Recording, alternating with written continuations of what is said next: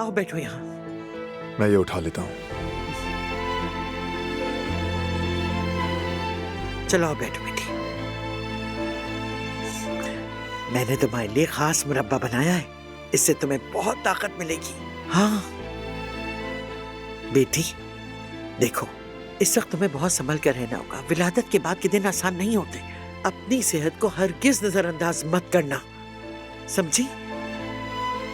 वैसे मीरान को भी अब उसके कमरे में ले जाना चाहिए। क्या? ऐसा ना करें आप। वो क्यों? यहाँ क्यों नहीं होगा? ये ज्यादा जल्दी नहीं है। नहीं बेटा नहीं, अभी से आदत डालना चाहिए। बच्चे को अपनी जगह मालूम हो।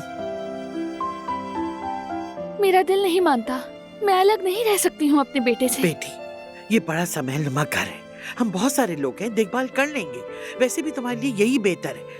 जब तक ये झूला यहाँ रहेगा तुम आराम नहीं कर पाओगी, ये तो साफ जाहिर है।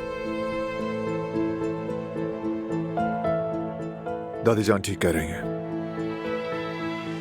हमें बेबी मॉनिटर का इंतजाम करना होगा। चलो शाबाश, पहले जल्दी से इसे खा लो, उसके बाद देखते हैं क्या करना है।